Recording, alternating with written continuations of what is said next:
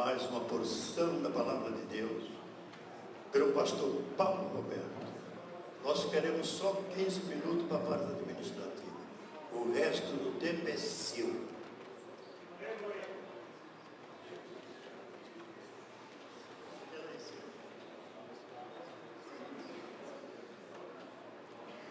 Meus irmãos, a paz do Senhor. Amém. Então, vou fazer um trato aqui com os irmãos, para vocês não dormirem, tá bom? Então, se alguém estiver dormindo aí, eu peço misericórdia. Se você vê alguém dormindo do seu lado, você dá uma glória a Deus bem alto para ele não dormir, tá bom? Vamos lá, para os irmãos não dormir, repita comigo. Havia um capitão que comandava 1000 soldados. Comandava 1000 soldados. Ora ele estava em cima, ora ele estava embaixo. Quando ele não estava nem em cima, nem embaixo, ele estava no meio.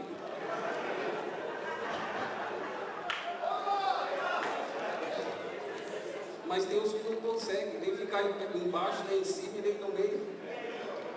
Quando dá um comando àqueles, mas faz um exercício em casa que eu não vou judiar de vocês. É só ninguém dormir, tá bom? Porque quem dormir vai fazer sozinho comigo, hein? E eu dou uma canseira que eu consigo fazer, vocês, por enquanto. Meus amados irmãos, 2 anúncios antes de falarmos a palavra de Deus. Abra sua Bíblia, por favor, em 1 Timóteo, capítulo de número 3. O primeiro anúncio é em relação à nossa regional 6. Nós conversamos com os pastores da Regional 6 e no próximo domingo às 11 horas da manhã nós estaremos fazendo uma reunião na Regional 6, porém o local da reunião será na congregação do Jardim Cumbica 1, dirigida pelo pastor Marcondes. Reunião da Regional 6, próximo domingo às 11 da manhã, Regional 6, na congregação do Jardim Cumbica 1, já falei com todos os pastores. E os líderes também, e os obreiros, para que nós estejamos tratando os assuntos da regional e também das instruções aqui advindas, oriundas da nossa igreja 7, com relação aos obreiros. E o segundo anúncio é com relação ao nosso curso de preparatório de obreiros, que nós fizemos, já tem 2 edições, e este ano o início será dia 5 de maio. Então, atenção, todos os pastores, anuncie nas congregações e nas subcongregações que no dia 5 de maio haverá então o início da 3ª edição do curso preparatório de obreiros, que é chamado de curso preparatório do obreiro eficaz. Então, as aulas são muito importantes, sempre acontece de 15 em 15 dias, um sábado sim, um sábado não. As matérias são importantíssimas para o ministério, que geralmente não tem nas aulas em seminários teológicos. São aulas práticas sobre a igreja, administração, importantíssimo que todos os obreiros venham. E no final do ano tem também um diploma que acontece. Esta entrega é uma cerimônia muito bonita, como tivemos no ano passado. Meus irmãos, rapidamente será uma palavra bem rápida aos irmãos, e em outra oportunidade eu falo uma segunda parte dessa mensagem. Na verdade, eu já havia dado uma introdução, então facilmente os irmãos lembrarão. 1 Timóteo, capítulo de número 3, versículo de número 1, os irmãos repitam o mesmo verso. Eu falo uma vez, os irmãos repitam.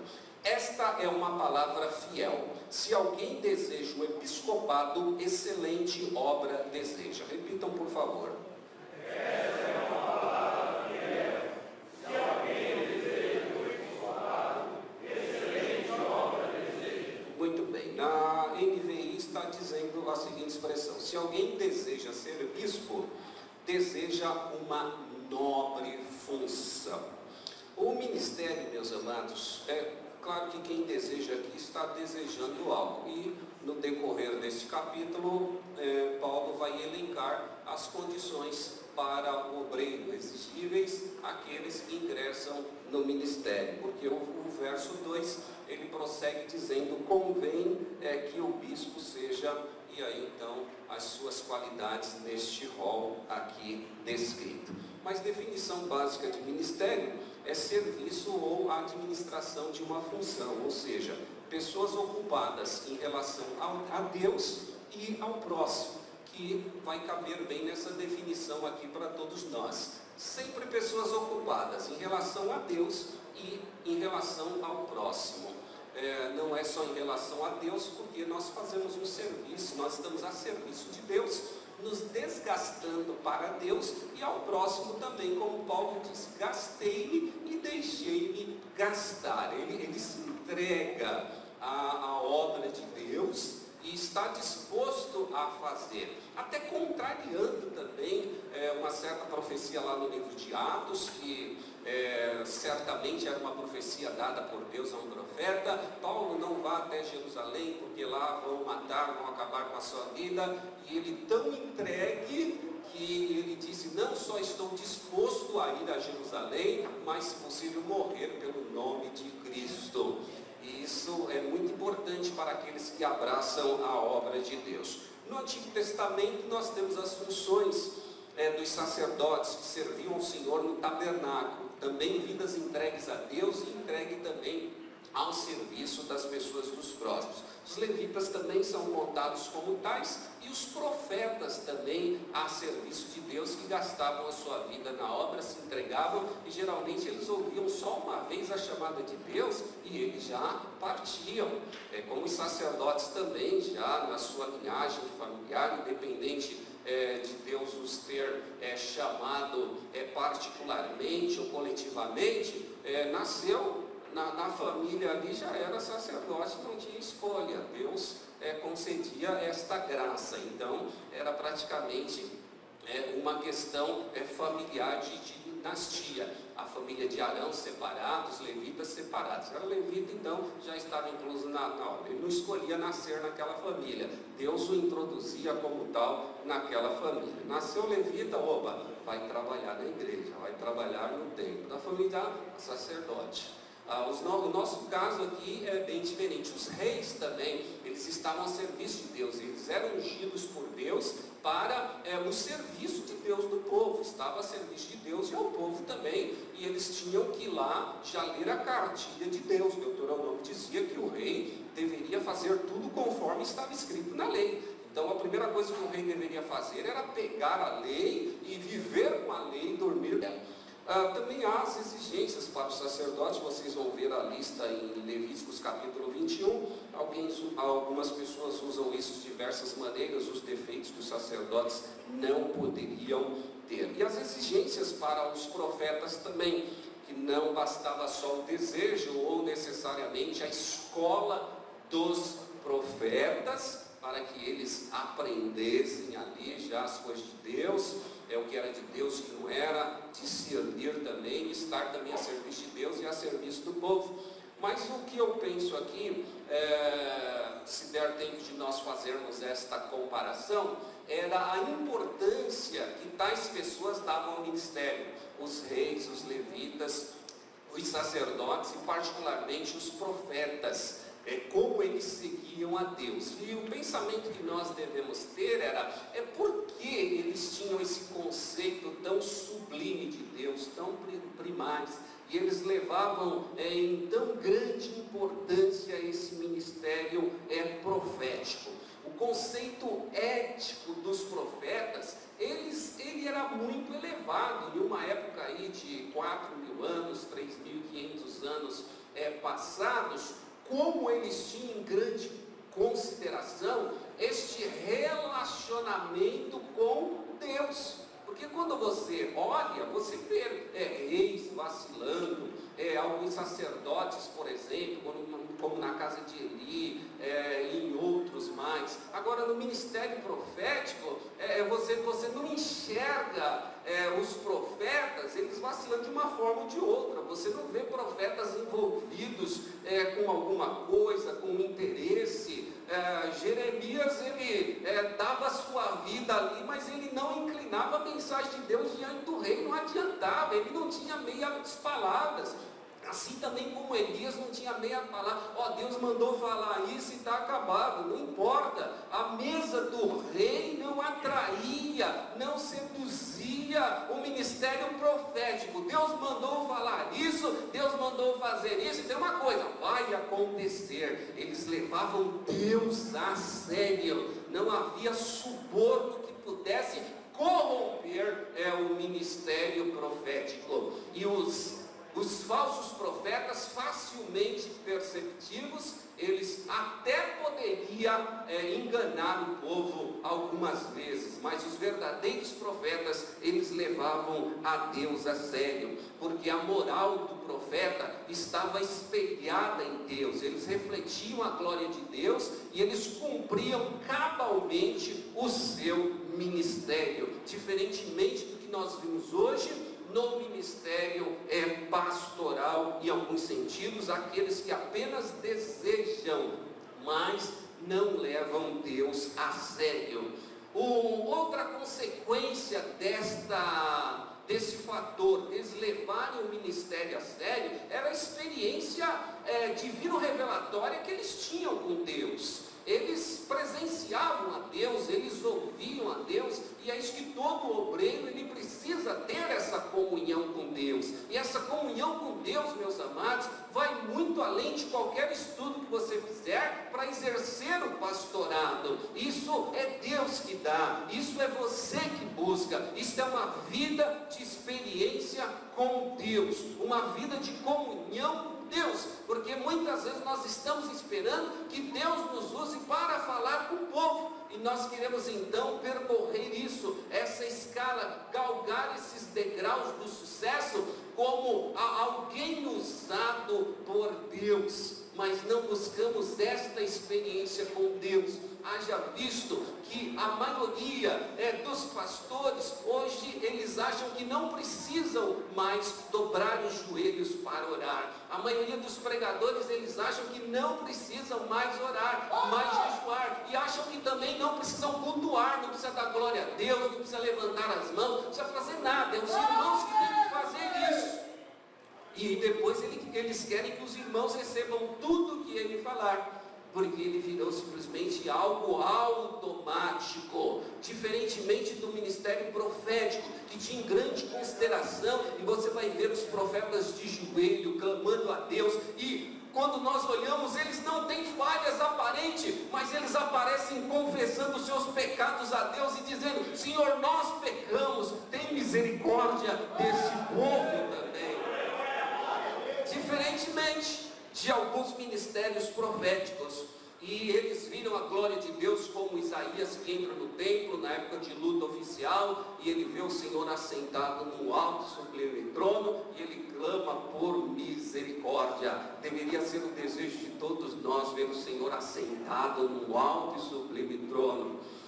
Os profetas não se desviavam nem se rebelavam, eles morriam servindo, mesmo perseguindo. E as tradições também de Israel, que apontavam para Deus em tudo que eles faziam, os profetas seguiam isso. Então tudo apontava para Deus. Eles não tinham apenas um Deus teórico.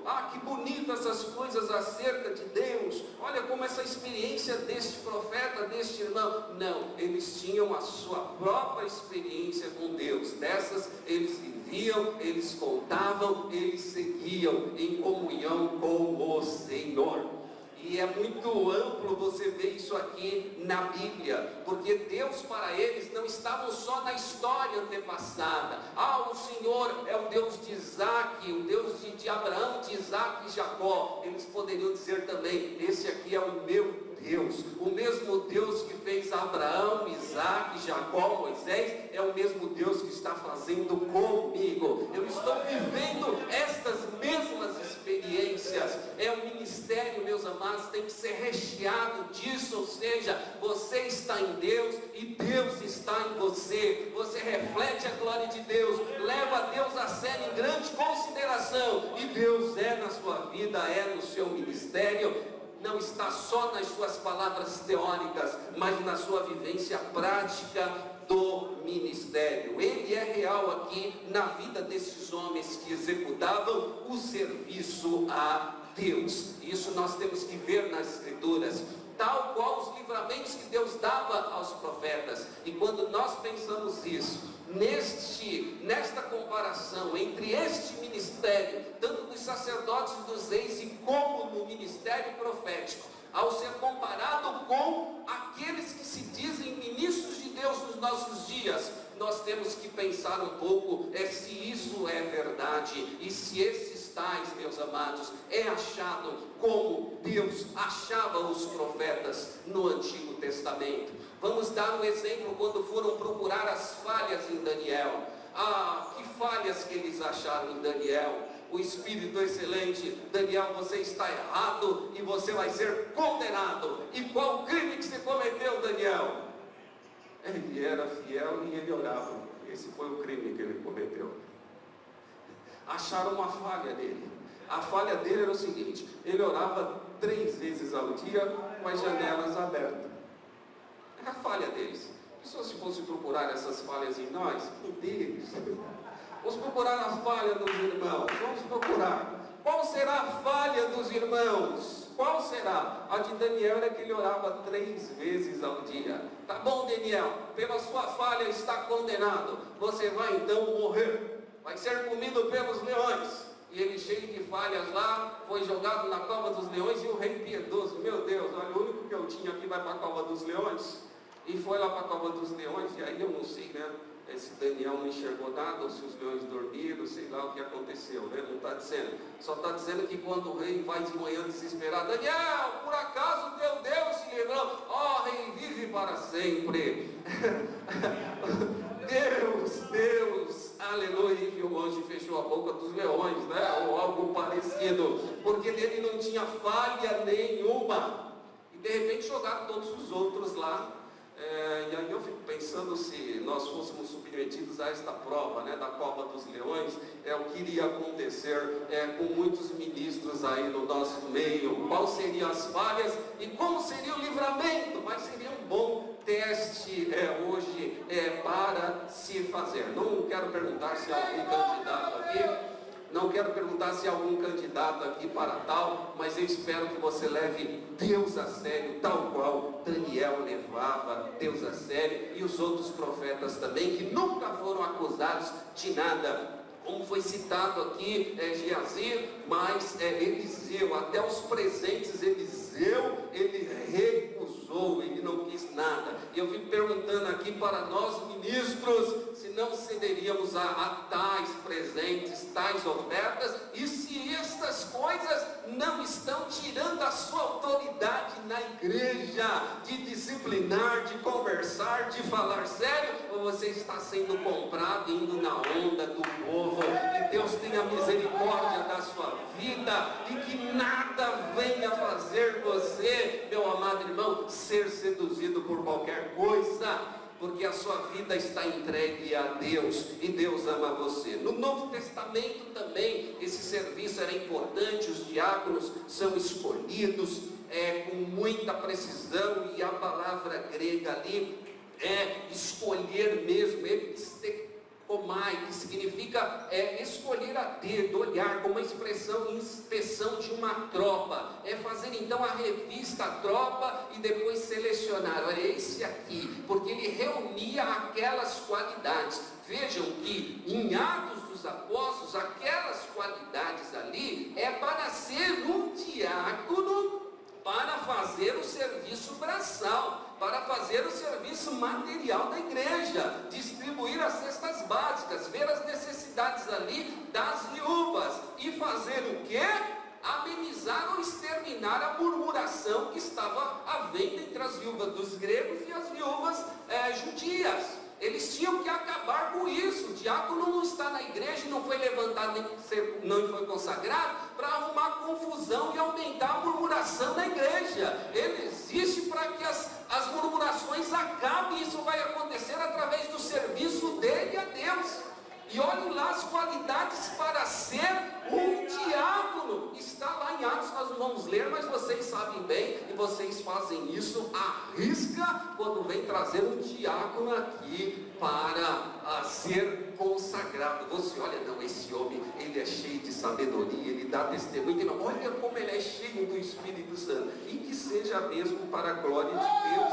mas era para o diácono, era essas qualidades ali, as exigências de Deus no Novo Testamento. Escolhei significa inspecionar com os olhos, procurar, pois, que eles elegeram. A nossa seleção muitas vezes está sendo diferente. Em Efésios capítulo 4, Deus vai dar para quê? Querendo o aperfeiçoamento dos santos, ou seja, veja como você é fundamental, é nesse processo você como ministro. Você escolhe pessoas e traz para o ministério, porque você já tem essa experiência com Deus e você precisa preparar outros líderes. Então o que você pensa? Você pensa em alguém com a escolha divina tal qual você e com as capacidades dadas por Deus a você, que ele também tem que ter. Ou seja, o texto de Efésios capítulo 4 é que Deus quer o aperfeiçoamento do seu povo, da igreja, do corpo de Cristo, e ele escolhe vocês para dar este aperfeiçoamento.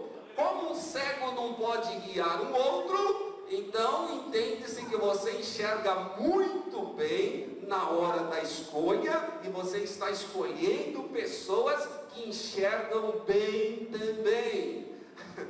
Tá certo? Então é isso que o texto está dizendo, para o aperfeiçoamento. Oh meu Deus, aquele irmão ensina tanta heresia na igreja. Não foi você que escolheu? Não foi você que escolheu e colocou lá para ensinar? Então temos que pensar um pouquinho a seriedade disso. Alguém que vai estar no púlpito, um professor de escola bíblica dominical. Você pensa que é pouca coisa? Não, também tem que ser uma pessoa escolhida por Deus, em oração, livre de heresias, livre de embaraço. Por exemplo, um professor de escola bíblica dominical que não é dizimista, e ele vai dar aula da lição passada sobre voto e dízimo. O que vai acontecer? Vai ser um desastre. Que exemplo que ele está dando para a igreja? Nenhum. Aí ele vai ensinar sobre aquilo. Se ele não concorda, se ele não é, ele vai fazer o quê? Ele vai achar um grupo que também não concorda. O nosso professor é o nosso exemplo, vamos segui-los. Já pensou o desastre que está sendo? Então isso é muito sério, meus irmãos, é muito sério isso. E a palavra de Deus diz que não basta só o desejo. Eu desejo, excelente obra eu desejo. É uma excelente obra devido à seriedade que é mesmo a obra de Deus.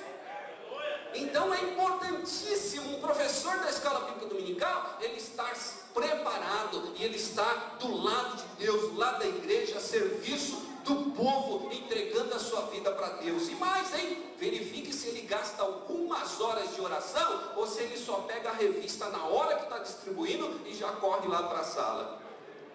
Estou aqui, mas não sei o que eu estou fazendo. Qual o título mesmo da lição, meus irmãos? Qual o texto, meu Deus? Irmãos, desculpa, mas essa palavra aqui eu não pesquisei e tal. E os irmãos tudo lá olhando, né? Oh, meu Deus, né? E os irmãos tudo lá olhando. Que bênção. Que Deus nos ajude e amplie esta nossa visão. Esta nossa visão deve ser ampliada no ministério, porque a obra de Deus, ela é excelente, ela é singular, ela é algo maravilhoso para nós. Continuando aqui, meus amados irmãos, essa escolha ela era muito séria, e Paulo vai dizer isso também, que os doutores, os mestres, os apóstolos, eles iriam então aperfeiçoar o corpo. Eles são todos apóstolos, são todos doutores? Claro que a resposta é não. Em Romanos 12 vai dizer que, tendo diferentes dons, deve se fazer então para o aperfeiçoamento do corpo. E o texto nos diz, esta é uma palavra fiel: se alguém deseja o episcopado aqui é um conjunto, né? Presbítero, bispo ou pastor. Algumas pessoas confundem a função de bispo, por exemplo, tem a função de superintendência, liderança. Por exemplo, quem é o nosso bispo primaz aqui? Quem que é o nosso bispo? É o nosso bispo aqui. Ele não quer o título de bispo, o nosso presidente, mas o bispo é no sentido de ser o superintendente. Então o nosso bispo aqui é o pastor Clementino,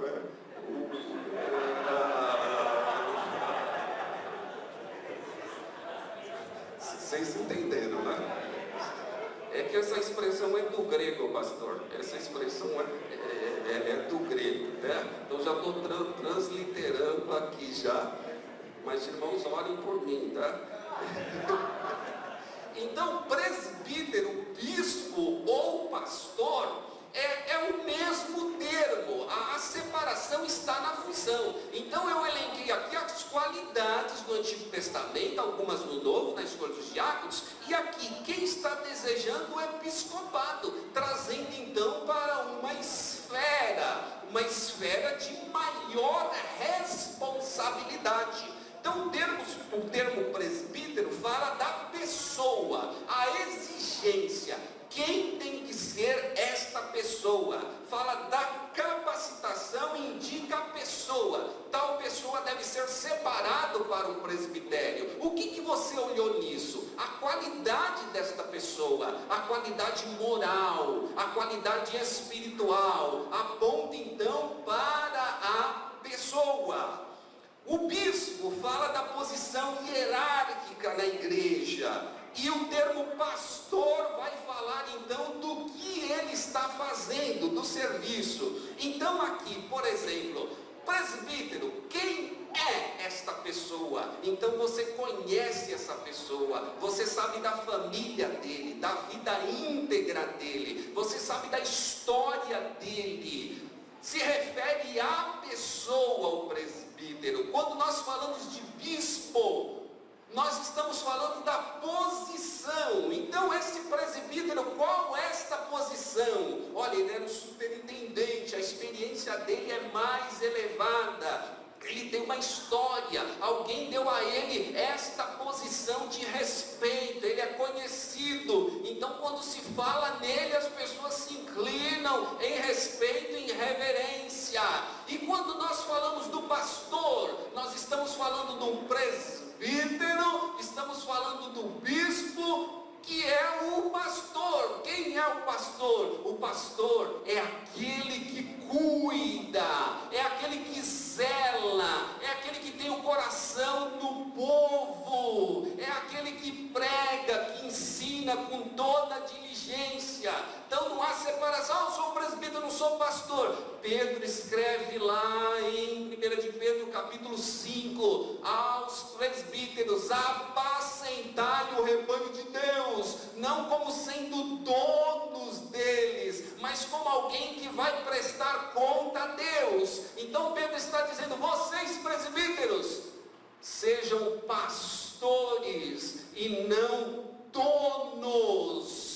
Vocês estão a serviço de Deus. Não é para impor jugo nas pessoas, é para ser derramado bálsamo, a graça, o ensino, e é vocês que estão se desgastando.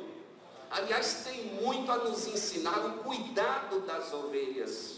Porque se tosa uma ovelha, não é só para vender a lã da ovelha. Se tosa a ovelha para ela ficar mais produtiva, para ela não ficar doente, para ela ficar mais limpa. Então quando você cuida de uma ovelha, os seus olhos não devem ter cifrões assim. Tem que ter graça, cuidado. Essa ovelha é uma bênção para mim. Não existe para dar lucro ao pastor, existe para dar trabalho ao pastor. Um trabalho bonito, um trabalho maravilhoso, um trabalho de desgaste, que é um trabalho de cuidado. E tem outra, hein? Eu não entendo muito de ovelha nem de agricultura, mas as ovelhas têm que ser cuidadas constantemente. Não pode passar mais de 6 meses sem tosá-las. Então dá um trabalho grande, que você acaba de tosar uma, já tem uma fila todinha para você tosar. E não pode ficar de olho no lucro não, é no cuidado ao rebanho, isso que Deus te chamou. Então, do grego, o bispo é o episcopo, que significa posição. Então para os irmãos não fazerem nunca mais confusão com isso. Você é um presbítero, o que você é? Você é um conjunto de bispo e de pastor. Você é um pastor, o que você é? É um conjunto de presbítero e bispo, ou ancião, se vocês quiserem, tá bom? Então está aí, que não haja mais a confusão. Então nós temos aqui o nosso pastor presidente, tá bom?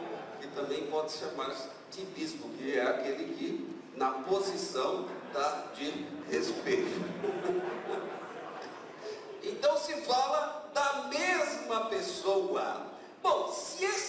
obra é excelente e devemos desejar, está dizendo aqui, olha, é uma palavra fiel. Se alguém deseja o episcopado, excelente obra deseja. E aí vem o caso, meus amados, que só desejo por si próprio, não transforma e não mantém uma pessoa no ministério. Por que tantos ministérios estão fracassados? Porque alguns buscam a sua própria glória. E aqui tem algumas coisas importantes para nós, e eu tenho 5 minutos e eu vou honrar esses 5 minutos aqui, e quando Deus nos permitir falaremos uma outra parte. Então é importante os irmãos prestarem atenção nisso, que desejo em si não transforma e nem mantém ninguém no ministério. É um modelo de Cristo que você deve seguir.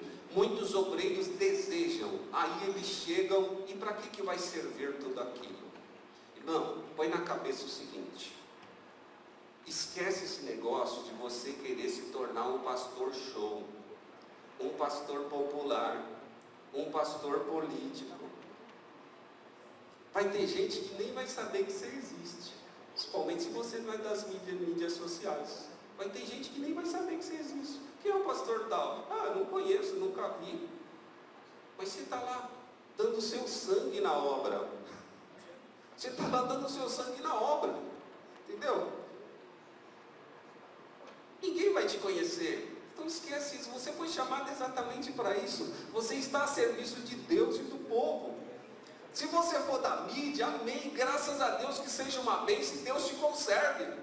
Mas se nunca ninguém te vê a sua foto, meu amado, olha, tenha certeza que você tem um galardão no céu e que você é bem conhecido diante de Deus. Porque é aqui que está a importância. O Deus que te chamou conhece você. E você tem que ter a certeza que você conhece o Deus que você serve. Não esquece isso da sua pregação, seu ensino ser popular e agradar todo mundo, porque você foi chamado para fazer a obra de Deus, e talvez você seja tal qual Elias, que não era bem popular. Cadê esse perturbador? Já apareceu? Ele não era bem popular, mas ele bem conhecia, e ele era servido por Deus. Aleluia! Isso é glorioso, né, amados? É glorioso. Então você tem que entender estas coisas, que é muito importante para qualquer ministro, qualquer pessoa que prega, que faz a obra de Deus. Então aqui eu vou encerrar aqui com esta frase, tá? Então esquece esse negócio, essa revelação inédita, mensagem inédita, é culto inédito. Pode ser que nada inédito aconteça na sua vida, vai ser sempre aquela mesma coisa lá, tá? Talvez por falta de repertório você vai repetir a mensagem assim, tá? De novo o pastor está pregando, mas você está firme lá servindo a Deus como exemplo de rebanho, tá bom? Isso é importante, tem que estar na sua vida, honrar esse ministério que é sério. Então esse desejo aqui deve ser algo que faça você permanecer, entendeu? Não em destaque, mas permanecer fiel ao Senhor e ao ministério pelo qual você foi chamado. Então diz assim: pastores, não queiram ser apóstolos, mas busquem o secreto de Deus da oração. Não ambicione ter igrejas espetaculares que promovam a você. Busquem ser achados dispenseiros fiéis dos mistérios de Deus. Não se encantem com o brilho deste mundo. Busquem ser apenas serviçais. O que eu sou? Eu sou o quê? O servo, irmão, está acabado. E servo não vai ser promovido, entendeu? Não vai ser promovido. Servo vai ser servo a vida toda. Você está esperando outra coisa no ministério? Esquece, meu amado, esquece. Que até o nosso bispo aqui, ele é o servo de Deus, que está servindo ao Senhor. Glória a Deus, aleluia. Continuando: não se encante com o brilho deste mundo, busque ser apenas serviçais, não alicerce seus ministérios sobre o ineditismo. Busque manejar bem a palavra da verdade, aquela mesma que Timóteo ouviu de Paulo, que deveria transmitir a homens fiéis e idôneos, que por sua vez instruirão envie aos outros. Pastores, não permitam que os seus cultos se transformem em shows. Não alimente a natureza terrena e pecaminosa das pessoas. Pregue a mensagem do Calvário. Cumpra o seu ministério para a glória de Deus. Deus te chamou para isso. Você tem que fazer isso quando chegar na igreja. Reassuma o público que você entregou para os outros, porque você ficou pensando em algum momento que você não tinha capacidade. Você tem sim capacidade e autoridade dada por Deus. Reassuma isso, porque você foi chamado para tal. Ministério não é honrar as pessoas, e sim a Deus. Por isso mesmo, é uma excelente obra. Deus te entregou, pastores e líderes. Deus viu em você algo. A igreja precisa do seu trabalho, e o mundo está te esperando também. Quem deseja está no caminho certo para evidenciar Deus e Cristo e honrá-lo, até que nós, meus amados, ou entreguemos a Deus aquilo que Ele nos deu diretamente a Ele, ou que Ele nos recolha para prestar contas a Ele de tudo que Ele entregou na nossa mão. Que Deus abençoe a sua vida. Obrigado.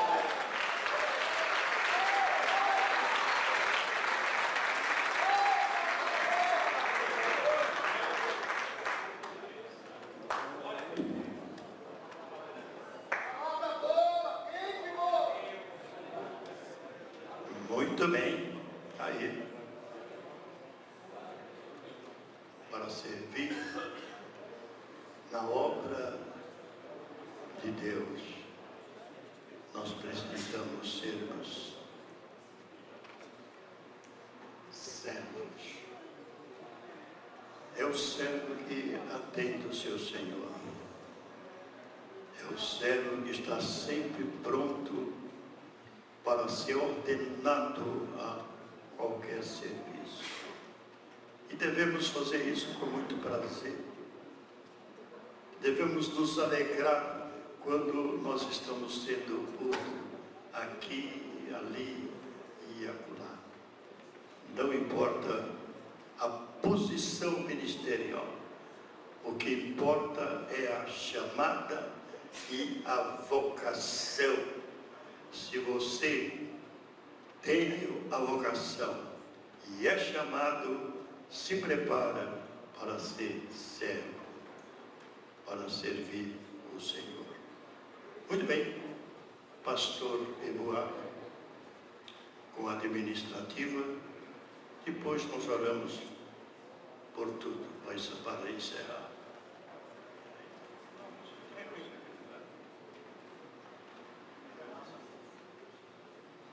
Saudamos a todos com a paz do Senhor. Amém. Vamos passar os irmãos aqui, os pedidos de auxiliar de escala, e no memorando vem anotado aqui que a pessoa está apta. Os irmãos já sabem muito bem que tem os requisitos necessários para começar no meu degrau daquele que está servindo na sua congregação. Amém? Santa Emília apresenta no Vanderlei dos Santos. Está ali, nós somos de acordo? Amém.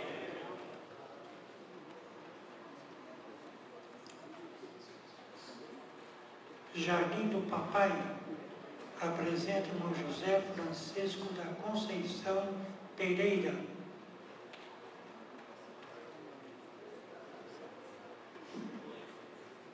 Houve uma falha na secretaria aqui, então, corrige lá. Já foi?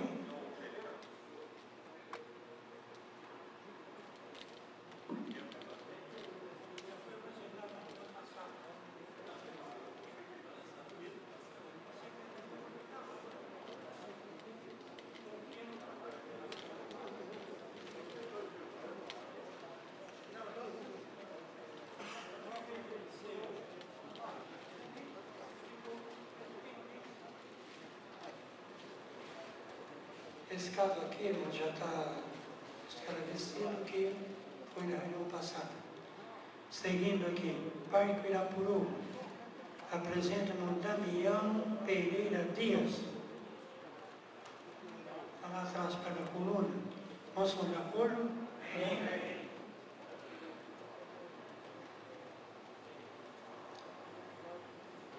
Jardim Jovaia, apresenta o irmão José Santana Pereira de Souza.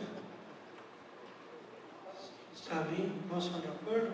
Amém? Jardim Jovaia apresenta também o Ricardo Silva. Está ali? Nós estamos de acordo? Amém? Pastor. Muito bem, pouco de silêncio. Sexta-feira, Regional 2, os irmãos estejam aqui para um grande culto de ensinamento. Todas as sextas-feiras, nós temos aqui uma regional. E hoje nós temos substituição e remanejamento. Fazer coisa bem suave.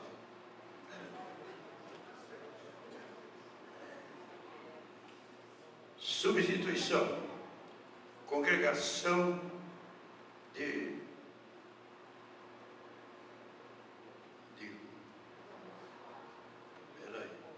Jardim Alice, na congregação do Jardim Alice, está lá o pastor, aqui não está marcando, mas é o pastor Bento. Ele esteve conversando comigo, remanejamento, substituição e tal. Já está lá há algum tempo, né? Mas nós achamos bem remover o pastor Bento aqui para Sete e vai para o Jardim Alice, o evangelista Roberto das Neves Santos. Está presente? Ah, está ali. O Roberto, lá que é do Ali, vai assumir a congregação de Jardim Alice. A posse é terça-feira, dia 3, às 19h30. Amém? E agora um pequeno remanejamento. Congregação de Vilani, vai o evangelista Lorival Ribeiro. Está presente? Evangelista Lorival Ribeiro. A família está aí? Está em casa? Ah, está aí. Estão de acordo? Então, você já conhece bem ali o Ani. Já estiveram lá por um tempo, né? Congregando. Então, a posse é quinta-feira, dia 5, às 19h30. Jardim Santa Emília. Pastor Manuel Vicente da Silva. Está presente? Pastor Manuel Vicente. Fique em pé, meu bem. Pastor Manuel Vicente vai assumir a congregação de Santa Emília. É um trabalho muito bom e não está muito longe da sua casa. Amém?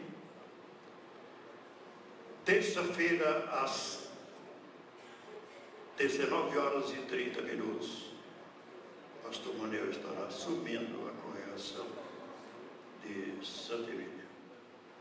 Jardim Célia vai assumir a congregação de Jardim Célia. O evangelista José Luiz da Silva está presente. Quinta-feira, às 19h30. Pastor Bento virá para 7. E é só isso. Falei para vocês que era uma coisa light, né? Pouca coisa e tal. Isso tudo é necessidade de remanejamento, de substituição. Não é porque aqui está ruim, aqui está bom, isso e aquilo, nada disso. Isso é bom para o obreiro, é bom para a congregação, o remanejamento. Está entendendo? Porque às vezes um obreiro está há muito tempo numa congregação e ele gostaria de assumir um outro trabalho, que é uma nova experiência. É uma nova experiência que ele vai ter. Está entendendo? Um trabalho, propósito e objetivo é o mesmo.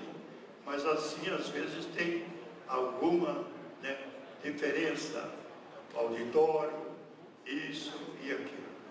Então é esta a pequena programação que está sendo confirmada essa noite. Amém? Essa noite não, essa tarde, está 5 horas. Sexta-feira, Regional 2, não falta. Os dirigentes das congregações da Regional 2 estão presentes e levantam a mão. Então tá, todos aqui.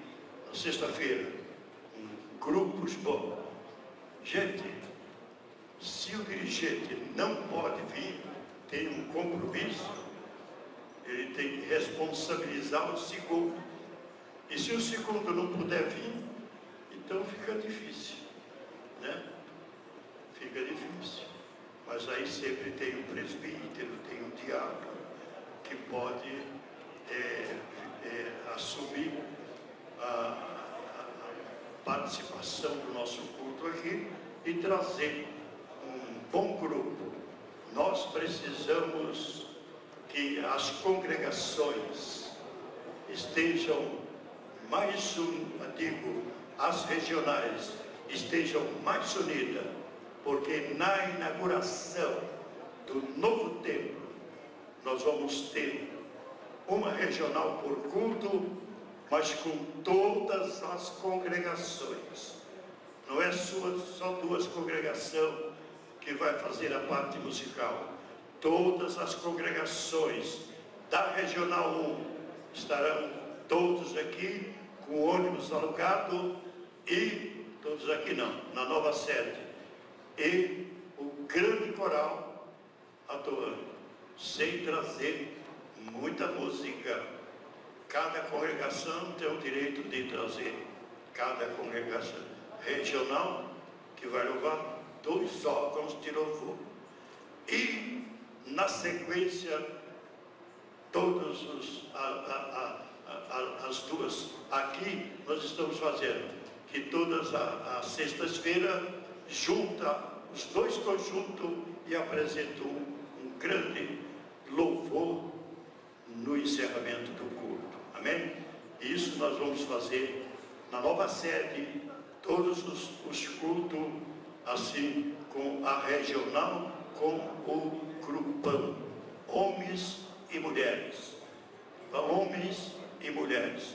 Eu vou dizer varão e mulheres, porque não fica bem, já que é mulher, não vou dizer varoa e varão. Eu não gosto muito dessa expressão. Não sei porquê. Então, nós já estamos mandando o conjunto de varões para cantar. Eu chamo o conjunto de irmãos. A expressão parece que, né? Fica bem. Muito bem, muito obrigado pela grande cooperação. Muita gente foi embora após o almoço. Isso não é bom. Isso não é bom. Está entendendo? A reunião é das 10 horas às 17. Amém? Agora tem aqui o pastor José Melo.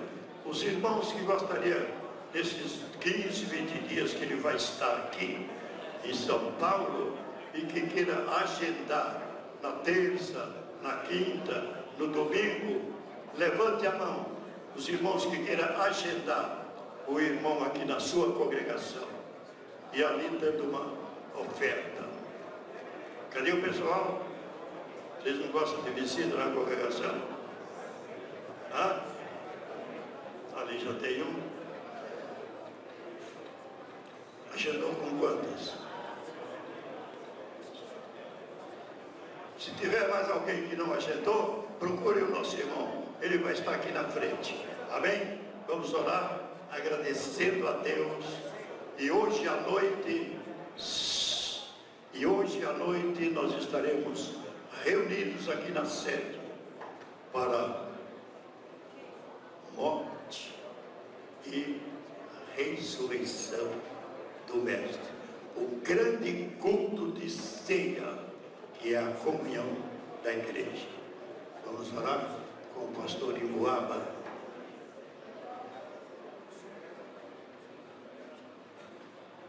Senhor, nesse momento final desta reunião, Pai, queremos te agradecer por tudo quanto, ó Deus, foi realizado aqui, ó Deus, pela tua palavra pregada, pelos louvores, também pela presença de cada um dos teus servos, Senhor.